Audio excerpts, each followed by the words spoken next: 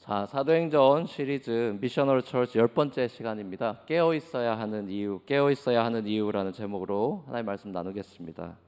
제가 지지난주에 이렇게 보여드리겠다고 했던 짧게 지나갔던 그 설문조사 그 결과부터 보여주면서 말씀 시작하려고 합니다.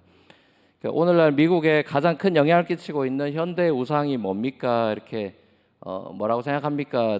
질문을 한 거죠. 그 라이프웨이 서베이인데요. 이게 작년 9월입니다. 작년 9월에 미국 목회자 1,000명을 대상으로 조사를 한 겁니다.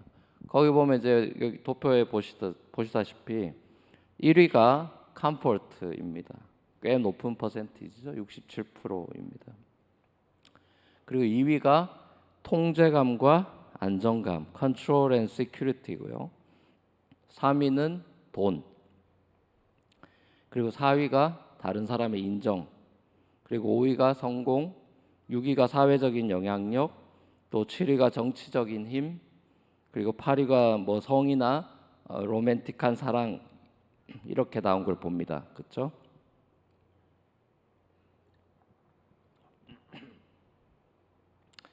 자, 이거 보시니까 어떠십니까?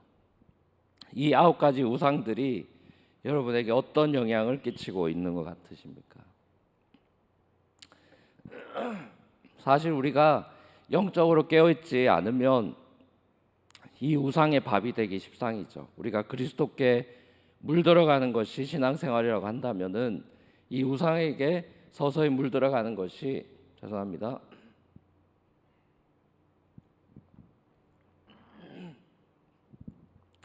그리스도께 물들어가는 게 신앙생활인데 우상에게 물들어가는 것이 신앙의 변질이나 또 타락의 증상이라고 할 수 있겠죠. 구약 전체가 사실 이스라엘의 그 우상 숭배로 인해서 실패한 그런 역사를 우리에게 잘 보여주지 않습니까? 자, 우상이 우리에게 행복을 약속하지만 그 결과는 정반대가 되죠. 그러니까 우상이 우리를 행복하게 해주는 게 아니라 우리를 파괴하고 또 넘어뜨리고 불행으로 빠뜨리죠. 그러니까 편안함을 추구하는 남편이나 아내는 자신의 편안함을 방해하는 남편이나 또 아내를 못 견디죠. 그렇게 서로 편안함을 추구하는 그런 부부는 상대방에 대한 희생이나 배려 이런 게 약해지면서 어떻게 됩니까? 자주 다투죠. 또 갈등을 겪죠. 팬데믹 동안에 그런 일이 많았죠. 자, 그런 게 이제 해결이 잘 안 돼서 또 결국 헤어지는 데까지 가기도 합니다. 보십시오. 자녀를 자기 마음대로 컨트롤하려는 그런 부모의 욕구도 오늘날에 만만치가 않죠. 다른 집 애들하고 비교하면서 자기 자녀를 막 다그칩니다. 그리고 통제하려고 하죠. 왜 그럴까요? 자기 자녀를 사랑해서 그럴까요? 아니면 왜 그럴까요? 요즘 많이 봅니다. 그렇죠? 애가 어리든 크든 자기 자녀를 통제하려는 부모를 많이 보죠. 왜 그럴까요? 여러분 스스로에게 물어보세요. 왜 그런 것 같아요? 왜 애들을 못 살게 굴고 자기가 하고 싶은 대로 애들 컨트롤하려고 그러고 이거 해라 저거 해라 쫓아다니면서 잔소리하고 왜 그런 것 같아요? 예, 부모 자신의 마음이 인시큐어해서 그런 겁니다. 부모 자기가 불안해서 그런 거예요. 그래서 애한테 불안감을 주는 거예요. 애는 전혀 불안하지 않아요. 공부를 하는데 애는 불안하지 않아요. 부모가 불안하죠. 얘는 인시큐어하지 않다니까요. 행복하다니까요. 팬데믹에 애들은 행복합니다. 학교 안 가니까 얼마나 좋겠어요. 온라인 요것만 보여주면 되는데. 근데 부모는 이제 인시큐어를 하니까 컨트롤하려고 하죠. 그러니까 부모가 자신의 시큐리티를 위해서 자녀를 더 피곤한 삶으로 몰아가죠. 돈도 마찬가지죠. 돈으로 모든 걸 해결하려 드는 현대인들의 태도는 사람을 인격체로 대하기보다는 연봉으로 몸값을 매기죠. 저 사람은 이런 직업으로 돈 얼마 번다. 그렇게 등급을 매기죠. 무슨 사람이 한우도 아니고 등급을 매깁니다. 프리미엄, 뭐 1등급, 2등급 이런 거 등급을 매겨버리죠. 그게 뉴욕의 현실이죠. 그게 교회 안으로도 들어와가지고 사람들을 돈으로 평가하고 가격을 매기는 일도 벌어지죠. 교회에 대한 평가도 얼마나 그 교회가 크냐, 헌금이 얼마냐, 이런 걸로 좋은 교회인지 출석할 만한 교회인지를 판단하기도 합니다. 자, 매일같이 우리를 강력하게 도전해 오는 이 대표적인 9가지 우상과 맞서 싸워서 우리가 살아가고 있는데, 가나안 와서 우상이 많은 것 같은 그 현실이 우리의 현실이죠. 자, 그러면 우리가 영적으로 바울 얘기처럼 전신갑주를 입고 무장을 해야 될 텐데, 전신갑주를 입고 무장하는 것이 결국 깨어서 전투 태세를 갖추고 있는 사람의 모습이겠죠. 결국 깨어있는 사람, 그렇지 못한 사람의 차이는 내 삶의 이 영적인 현실을 인지하고 있는 사람하고 인지하지 못하고 있는 사람의 차이죠. 이게 아이 오프닝이 된 사람이 있고 그렇지 않은 사람이 있단 말이에요. 보이는 게 다인 사람이 있고 보이지 않는 걸 보는 사람이 있는 거죠. 이 영적인 대결이 있습니다. 마치 매지가이, 옛날에 유행했던 매지가이처럼요. 그림책을 보면 그냥 보이는 게 답니다. 근데 한참 이렇게 졸리는 눈으로 보면 이게 뭔가가 튀어나오죠. 그래서 다른 이 4차원의 세계가 보이죠. 똑같은 설교를 들어도 영적으로 자신을 무장해서 교회 문을 나선 사람이 있는가 하면 그저 주일, 내가 그래도 오늘 주일 성수하고 주일 지켰다, 주일 출석했다 라는 그런 안정감만을 가지고 그래도 교회 주일 안 어겼다, 그런 마음으로 교회 문을 나서 집으로 가는 사람도 있겠죠. 주중에 말씀을 묵상함으로써 우상의 그 영적인 거센 폭력을 믿음의 방패로 다 막아내고 말씀의 검으로 우상을 물리치는 사람이 있는가 하면은 이 가드를 다 내리고 있어서 그 거센 폭격 앞에 무방비 상태로 당하는 사람도 있겠죠. 예수님이나 사도 바울이나 또 사도 베드로, 자, 공통점이 있습니다. 여러 공통점이 있지만, 자, 이 예수님이나 사도 바울이나 사도 베드로는요, 우리 삶에 사탄의 유혹이 있다는 영적인 현실을 자주 말씀하셨고요. 그래서 똑같은 말을 했는 게, 똑같은 말을 뭐라고 했냐면은 깨어 있어라, 이런 말을 똑같이 합니다. 깨어 있어라. 자, 특별히 깨어 있어라라는 말씀, 교회 오면 많이 듣는 말이죠. 자, 깨어 있어라라는 말은 예수님이나 바울이나 베드로가 강조할 때 대부분은 두 가지 상황입니다. 두 가지 상황. 첫 번째는 사탄의 공격이 있으니까 그거에 대비해서 깨어 있어라 라는 거, 요거 하나 하고, 또 하나는, 두 번째는 예수님께서 내가 다시 올 거다, 재림을 얘기하셨죠. 다시 온다. 그걸 이제 파루시아라 그러죠.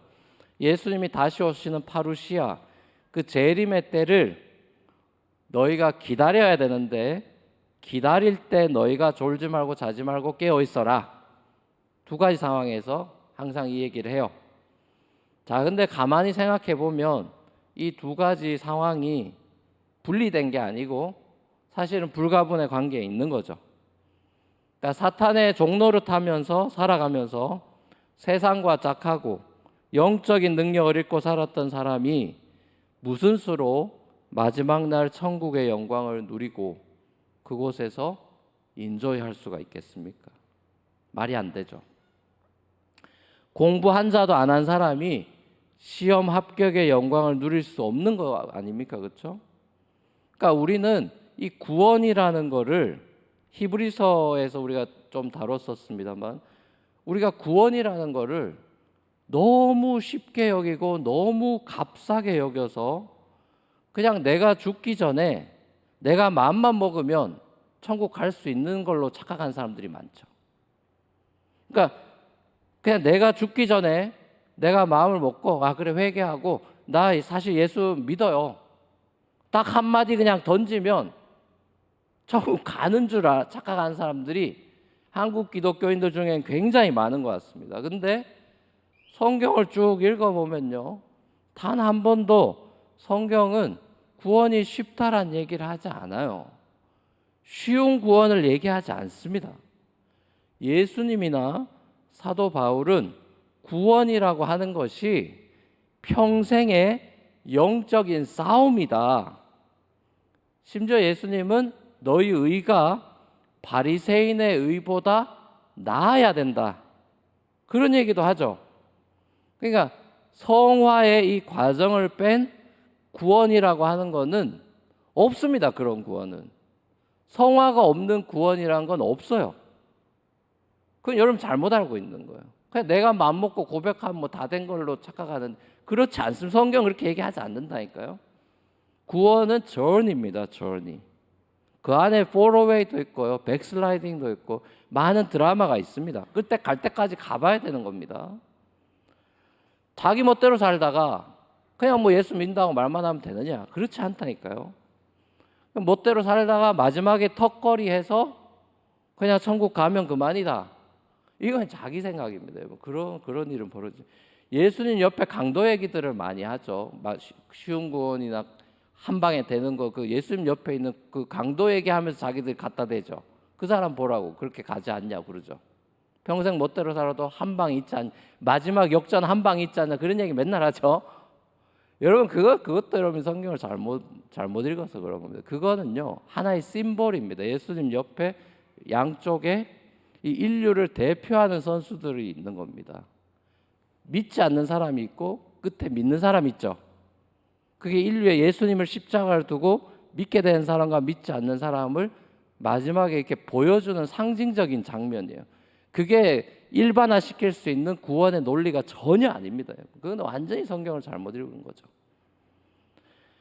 여러분, 우리가 이 땅에 깨어있지 않고 졸고 자던 사람이 그 상태로 천국에 들어갈 수 있냔 말입니다. 그러니까 예수님 오실 준비가 안 돼 있는 사람이 천국 갈 수 있냐고요. 신랑 왔는데 안 깨어 있는 사람이 신랑하고 같이 있을 수가 있냐고요. 그 예수님이 하신 비유 아닙니까? 그렇죠? 기름 준비 못한 사람은 못 들어가는 겁니다. 확실한 거죠. 자, 그러니까 결국 오늘 내가 깨어 있어야 된다는 건데, 그 얘기는 뭡니까? 내가 언제 죽어서 주님 앞에 설지 모르기 때문이죠.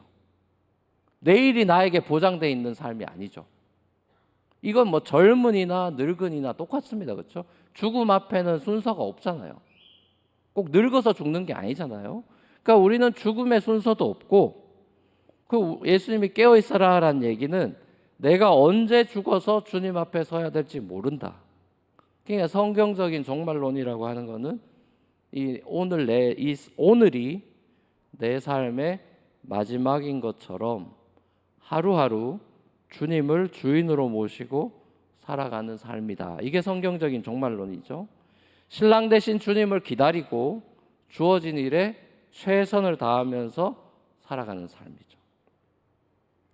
재밌는 거는 오늘 사도 바울이 주님 앞에 서기 전까지는 이제 영영 이 땅에서는 다시 못 볼 것 같은 이 에베소 교회 장로님들하고 이제 마지막 만남에서 했던 권면입니다. 그 마지막 권면이 뭐예요? 이제 영영 이 사람들 못 만날 걸 알았어요. 바울은 실제로 못 만났고요. 못 만날 걸 알아서 마지막 해준 말이 유언과도 같은 말이 뭐였냐 하면은 깨어 있으십시오 그랬어요. 근데 그 앞에 나오는 우리가 읽은 이 장면 바로 앞에 나오는 짧은 에피소드가 재밌습니다. 그게 아주 숏한 그 패세지인데, 그게 뭐냐면은 유두고 얘기예요. 유씨죠. 유두고. 이 유두고는 드로아에 있는 청년인데요, 사도 바울이 강사로 섬겼던 부흥회 때 일어난 해프닝이 거기 짧게 소개되어 있습니다. 사도 바울이 열정적으로 부흥회에서 설교할 때 시드 공동체 소속이었던 유두고가 창문에 걸터 앉아가지고 설교 듣다가 졸렸어요. 졸아서 3층 높이에서 떨어졌습니다. 그만. 자리를 잘 잡아야 되는데 이상한 데 앉아가지고 해서 설교 듣다 졸아가지고 떨어져 죽었어요. 야, 부흥회 말씀 잔치에서 이거 엄청난 비극이 벌어진 거죠. 근데 바울이 쏜살같이 내려가가지고 유도고를 안고 살려냅니다. 자, 그래서 이 사건으로 부흥에 참석한 모든 성도들이 엄청난 위로를 얻었겠죠. 자, 그거를 누가가 짧게 기록하고 있어요. 근데 저도 이 유도고 사건을 볼 때마다 위로를 얻는 게, 야, 사도 바울이 설교해도 좋은 사람이 있구나.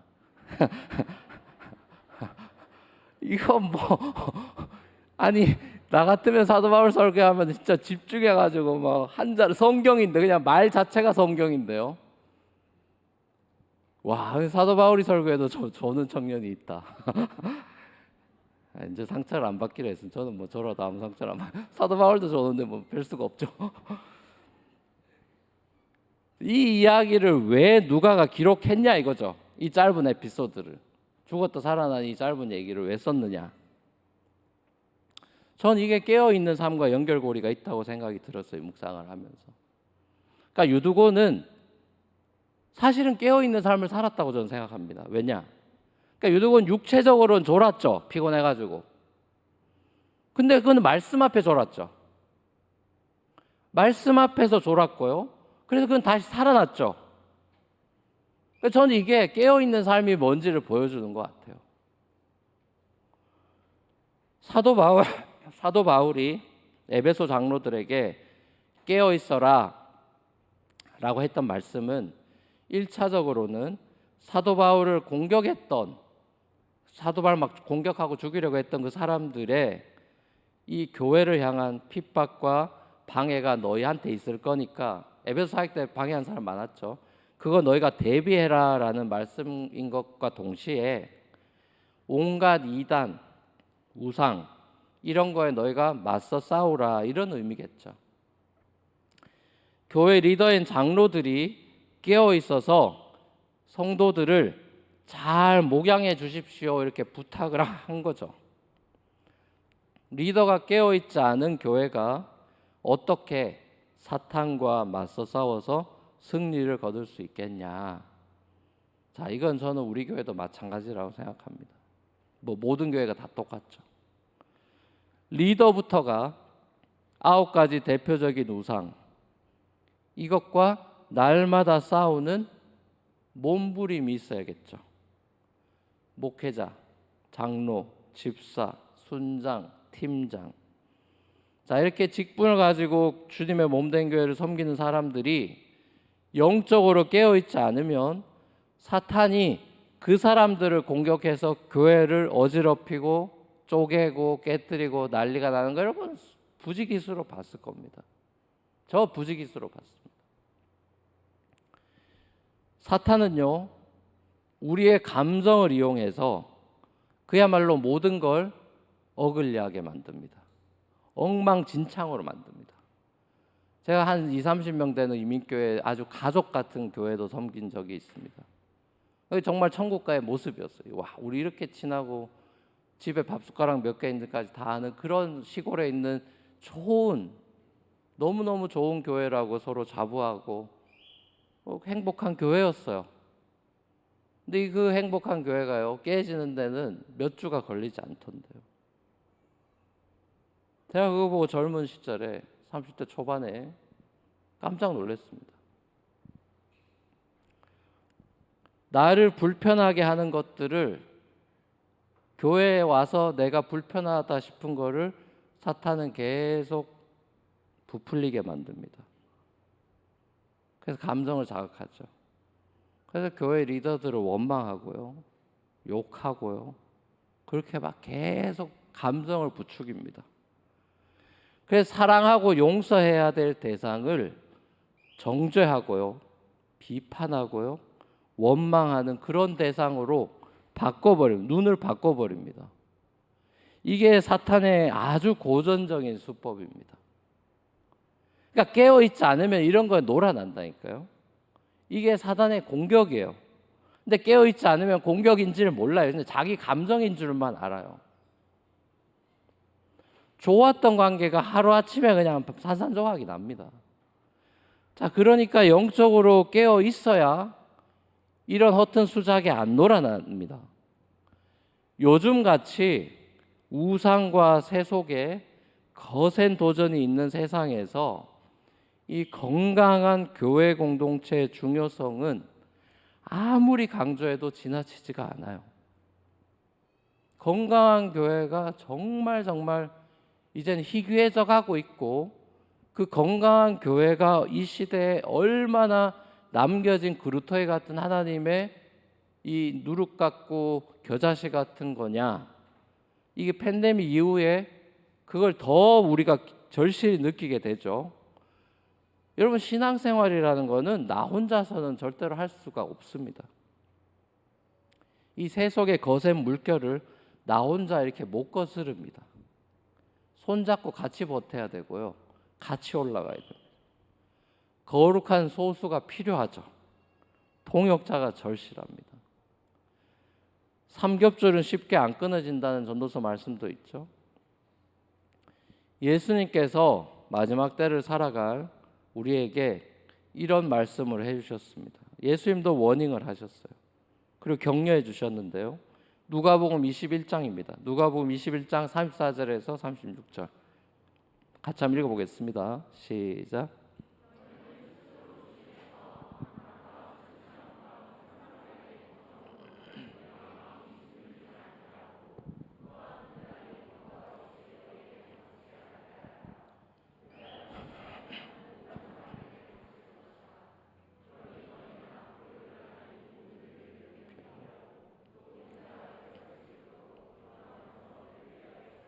아멘. 자, 예수님 말씀이라니까.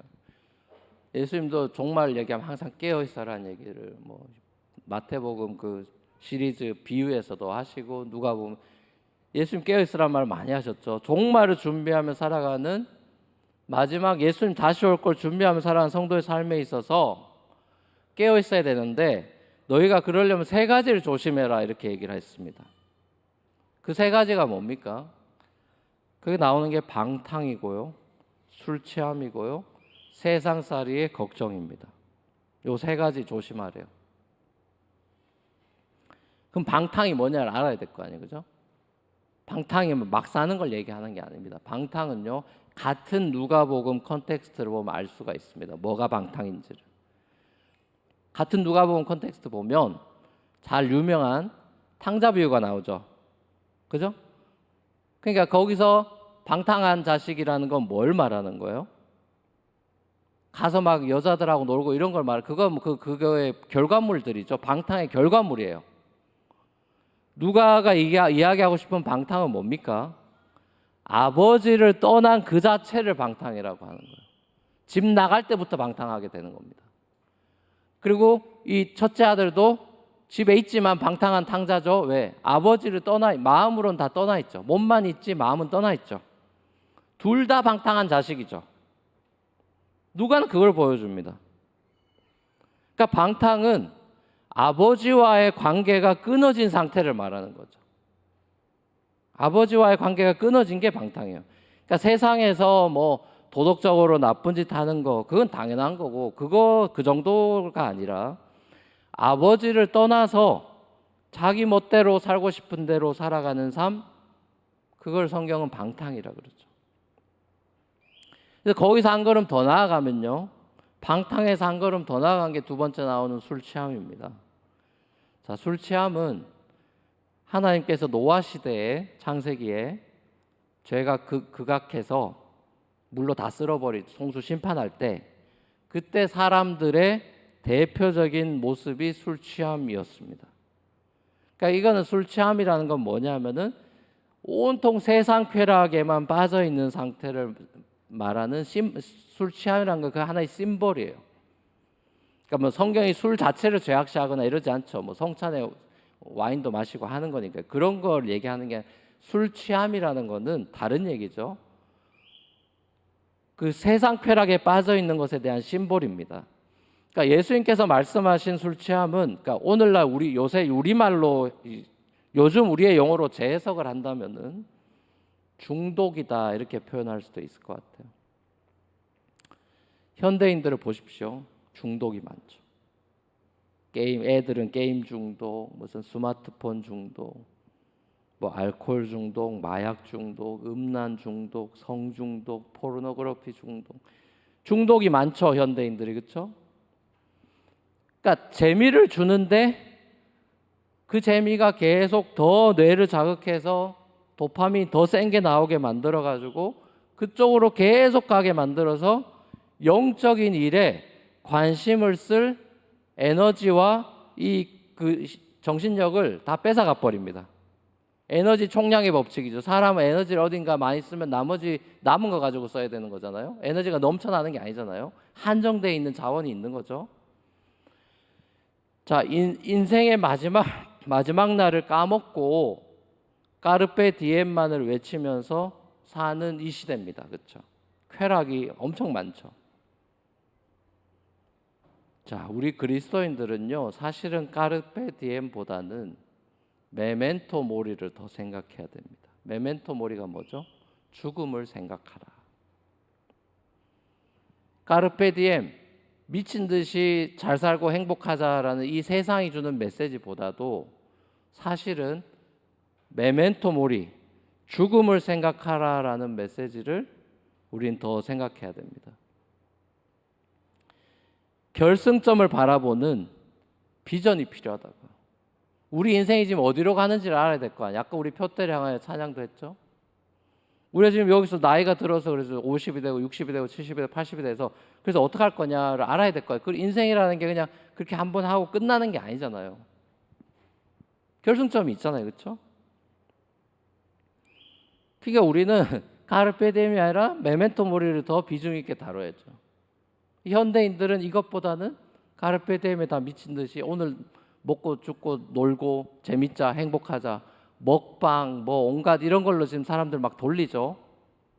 여러분이 조심해야 됩니다. 이런 문화가요 건강한 문화가 아닙니다. 제가 예능이나 한국 TV나 이런 것들을 보면 건강하지 않은 사람들을 중독으로 몰아가는 게 보입니다. 이게 세속 문화라니까요.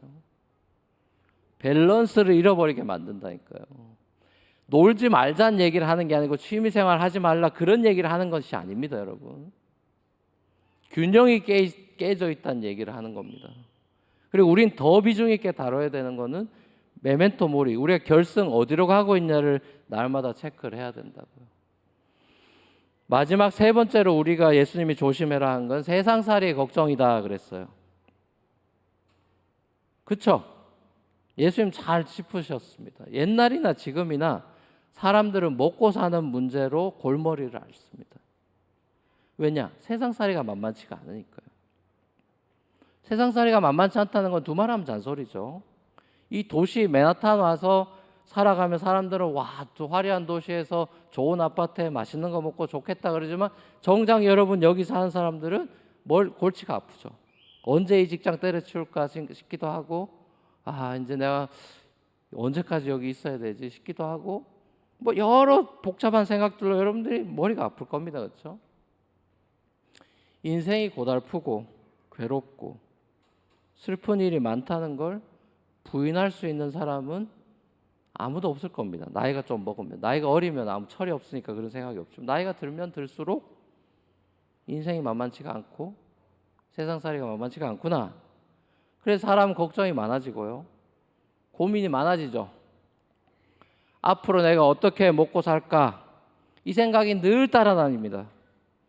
그래서 오늘날 상당히 많은 현대인들은 우울증, 강박증, 불면증, 불안장애, 공황장애, 스트레스장애, 대인기피증, 정신분열증 여러 정신적인 고통을 호소하죠.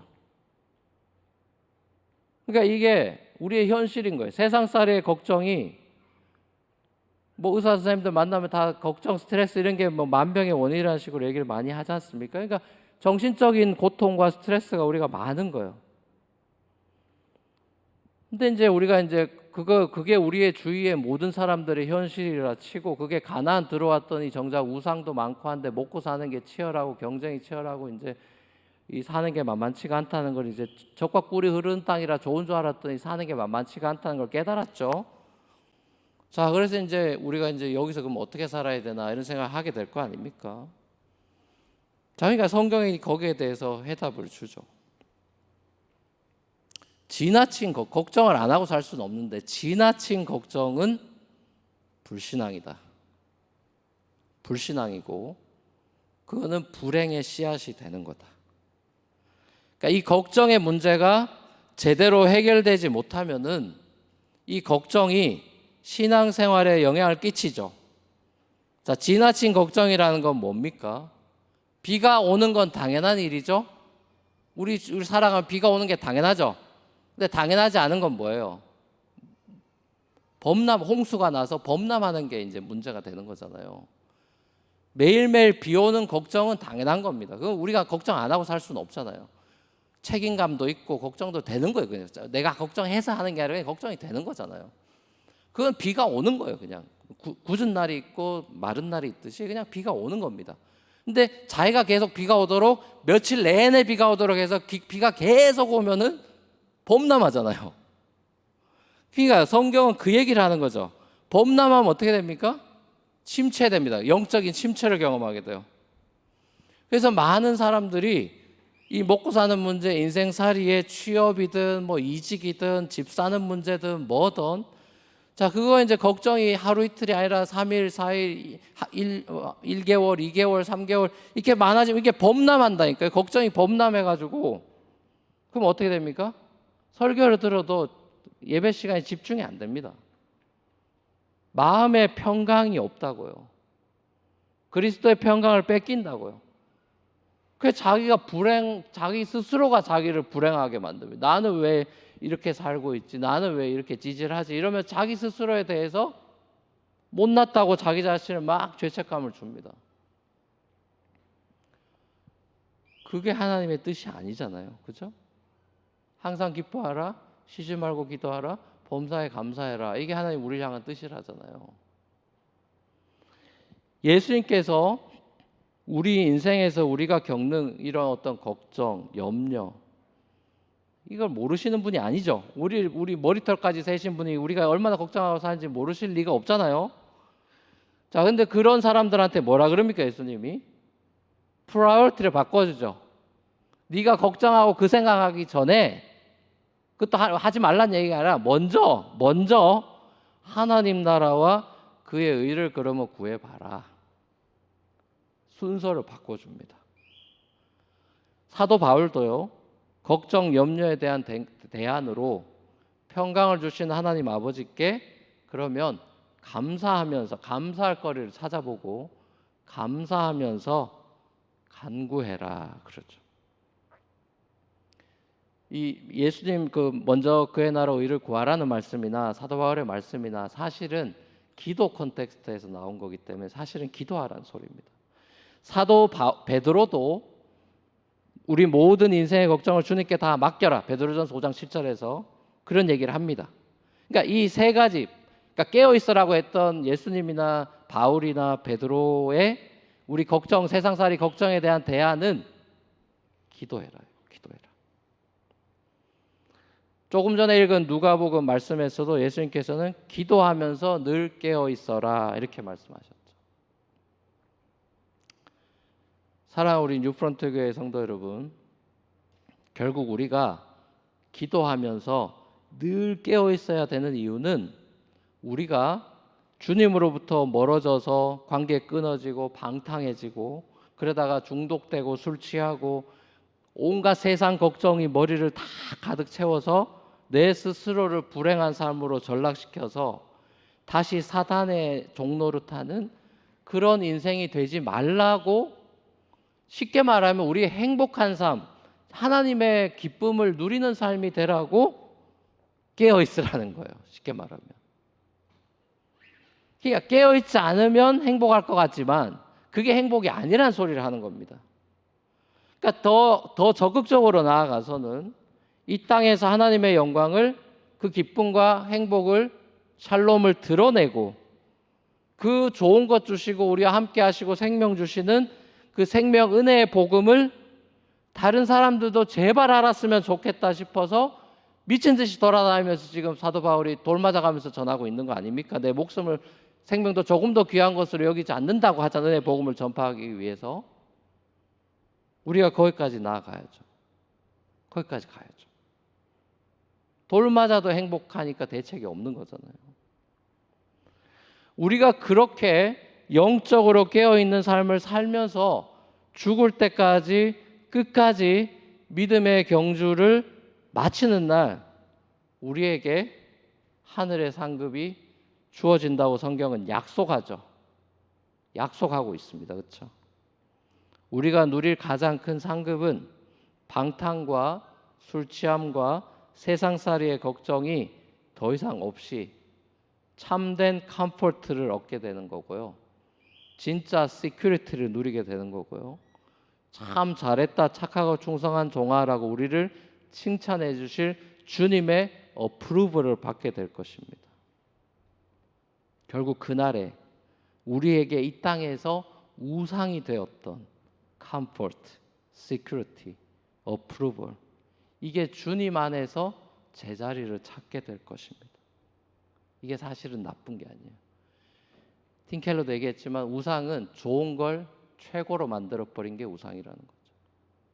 우리에게 시큐리티가 필요하고요, 컴포트도 필요하고요, 어프로벌도 필요한데 그게 우리가 목말라 하는 최고의 것이 아니라 우리는 주님의 칭찬과 주님의 컴포트와 주님의 시큐리티를 구하는 그 삶으로 갈 때 그날에 마지막 날에 우리가 우상으로 삼았던 게 그냥 선물로 주어지는 것입니다. 영광의 기약이 이르도록 언제나 주님만 바라보면서 늘 깨어 있어서 주님 오실 날을 준비하는 그런 하루하루를 살아가는 저와 여러분이 되시기를 우리 주님의 이름으로 간절히 축원합니다.